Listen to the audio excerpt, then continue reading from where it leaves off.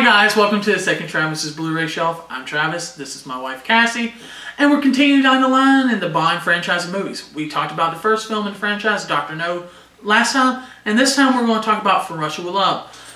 I call it the hipster's favorite Bond movie because so many people like to jump on that Goldfinger. The third movie in the franchise is the absolute best movie in the franchise, where while a similar group of people, but smaller, like to say, well, we like Bond before it was cool, and From Russia with Love is so much better. While I don't know if I agree that From Russia with Love is the best Bond movie, I do feel like there's a strong case for it to be considered that. We have a better idea of where James Bond is going than what we had in Dr. No. At the end of Dr. No, we had Spectre, the Special Executive for Counterintelligence, Terrorism, Revenge, and Extortion, established.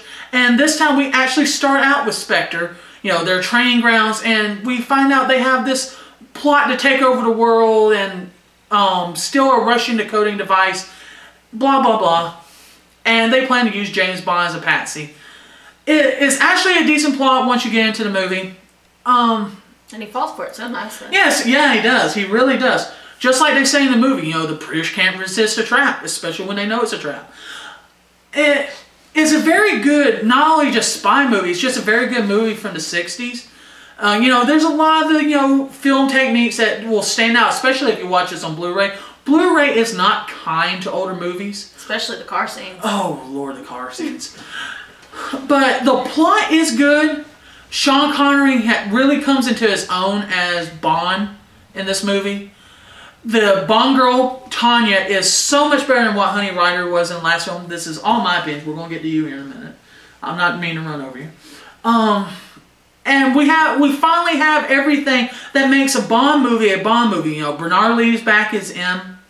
Lois Maxwell is back as Moneypenny. I really like her. Oh, her interactions with Bond really makes a lot of these movies for me. I really think her best scene is the scene actually when he's having the Bond girl describe the machine, and they're replaying it in England, and they've got the little recording out, and just her reactions as the woman is flirting with Bond on this tape are just so great, and M's bouncing off of her was spectacular. I agree.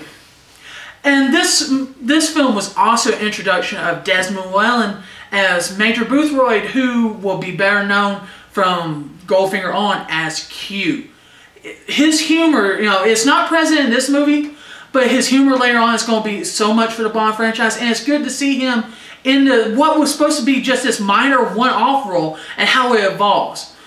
But well, we have all the elements. We finally really have Spectre introduced properly, and you really have this mysterious figure of all he's calling in the movie is number one, but if you watch the credits, he's Ernst Stavro Blofeld. You really have this mysterious figure. He's always off camera. You never see his face. And, you know, it's just this menacing character that you know is out to dominate the world and get Bond. And it really, in my opinion, adds a lot of intrigue to the series that was kind of missing in Dr. No. I agree. And I love what, one of the things that I really liked about this was that if you watch the credits, which a lot of people do, you know, they watch through the end of the credits, they didn't give an actor.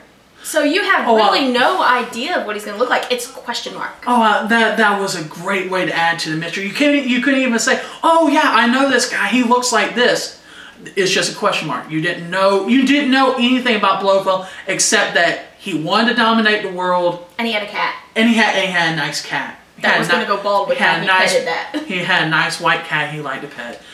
I really love. He's the villain in the movie. He's technically a henchman, but he's the villain in the movie. I really love the guy that Spectre has following Bond in Grant.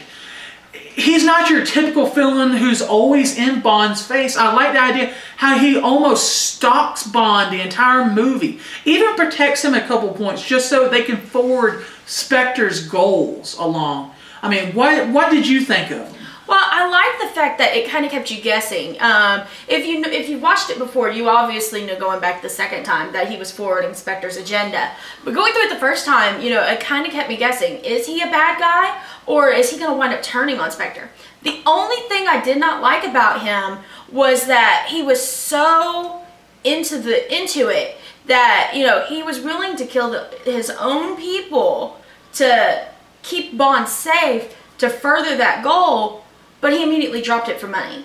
I agree. That's one of my only problems with this movie is that if you watch this at the beginning, Bond is given a briefcase, which is basically his gadget for this movie, has a gas cartridge if it's opened the wrong way, and inside of it there are 50 gold sovereigns. I understand the point of it. You know, you had to get a point to where, okay, Bond can escape from Grant, you know, kill him, whatever. But Grant has, I agree, has been so dedicated to this goal the entire movie that just for there at the end, Bond says, well, you know, I have these 50 gold sovereigns in this briefcase. And, you know, Grant just like, oh, really? And opens up the briefcase, getting the gas in the face, and leads to a big fight scene on a train, which I admit was great. Better than any fight scene in Dr. No. But, you know, just the idea that Grant would just suddenly drop everything to take these 50 gold sovereigns when he seemed so dedicated to Spectre's cause, it just felt out of place for the character. And it's one of the only things that I have a gripe with in this movie. Well, not only that, he lets Bond open the first suitcase. And then when Bond goes to open the second one, he pushes him out of the way in this kind of rush to get him, and he's never been that. You know, the scene where Bond gets off of the train to talk to the guy's son, you know, he is slowly following him from inside of the train. You know, he slowly goes in and out through the statues in another part of the movie. And yet now he's just in such a rush. It's like he was the slow character that had a goal, and because they needed to further the storyline, it just all got erased. Another villain for this movie is that you get introduced to the idea that Spectre is just this huge organization with, you know, different agents having different ranks based on number. Blofeld being number 1. We get introduced to Rosa, who is number 3 in this movie, a higher up in the Russian military. And I just really liked her character and how manipulative she was of the Bond girl in this movie. And that's one of the interesting things is that the Bond girl was centered to this movie, but it wasn't just about, oh, she's there because she has a big chest, low-cut top, and she's complete eye candy. And there's actually a good reason for the sex scenes. Rosa uses this girl, Tanya, as basically as a way to trap Bond. You know, makes her think, oh, you're doing this for the good of the Russian government. You know, you're doing this for Mother Russia. She's the female Bond. Yeah, exactly. In a lot of ways, she is the female Bond. She's a double agent, you know, and she plays the character well. The actress plays the character so amazingly well. It could have been easy to go over the top. And I really liked her. And that leads me into talking about the Bond girl herself. Like I said, she plays the character of the damsel in distress that just wants help from the big bad secret agent to get her out of Russia, and oh, I'll offer this to you as a peace offering. You know, she plays the part well. It's almost like the actress playing a character in a way. Very much, very more in depth than the Bond girl from the previous movie. Honey Ryder. Right, where the actress just seemed like she wasn't there. You had the character and the actress was like vacant. But with this one, the actress was into it. So you not only had the character that, you know, she's willing to do this for her country when she first meets with the other woman at the beginning. You know, and that part played well. But you also had her playing James played well. And then later on when they're on the train and, you know, she's kind of starting to realize that, you know, she was not as good as she thought she was, that she was actually a patsy and all this. You know, her being so distraught because she's actually a traitor to her country was played remarkably well. I can't say enough about From Russia with Love. It's absolutely brilliant. You have all the elements that make Bond movies great, in my opinion. You have a great actor playing Bond that's into his role. You actually have a Bond girl that's very interesting. You have a villain that you can really get an interest into. You have M, you have Moneypenny, you have Q finally. And the gadgets, while they're, I mean, the most high-tech gadget he really has is a suitcase with a gas cartridge in it. a lot of he doesn't have this miracle gadget to get him out of the tightest benches, and he actually has to rely on his skills and smarts, unlike you'll see in the later Bond movies. Couple that with some of the supporting actors that are just in one-off roles, like Kareem Bey, the character of Kareem Bey, his connection in Turkey, and just there's a lot of things to enjoy about this movie. I definitely recommend you see this. I recommend it so far beyond Dr. No. It's not even imaginable.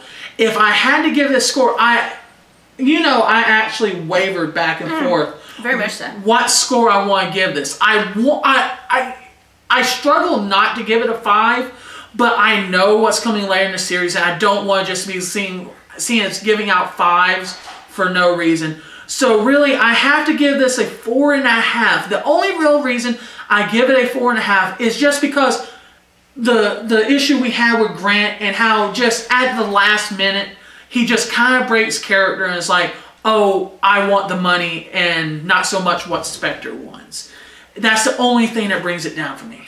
For me, I actually originally gave it a 4.5, but after going back and thinking about it, I decided to actually lower it a little to the 4, because not only was there the Grant issue for me, but there was also the issue, if you remember, that I had with when the guy is injured during the gypsy fight camp scene. One, there's that, he shot through the elbow, but yet he's able to just kind of move that arm around, and that just wasn't realistic for me. But not only that, this guy is injured, and they're about to go kill this guy that is supposedly so bad, and he takes him with him. And to me, that just, why would you do that? I mean, why would you take the injured guy with you to go and kill this guy?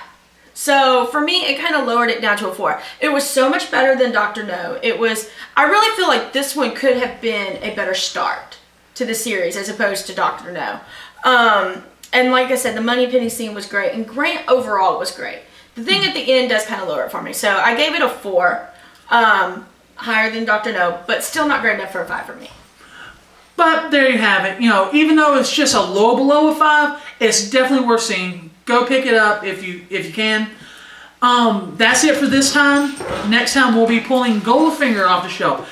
It is pretty much the choice of just about every Bond fan as the best Bond movie ever. Will we agree with that? You'll have to tune in next time. If you're watching this when it originally aired, remember the contest for the Ultraviolet Skyfall code is still going on. Make sure you go to our blog, southeastbymidwest.com, to get the full details on how to enter. Remember to follow us on Twitter and Facebook. The link should be below. Please leave us any comments if you liked the video, you didn't like the video, what you would like to see us say. If there's any particular questions you had about the movie, please be sure to comment, subscribe, thumbs up, all that. And until next time, just remember, training is useful, but you can't be experienced.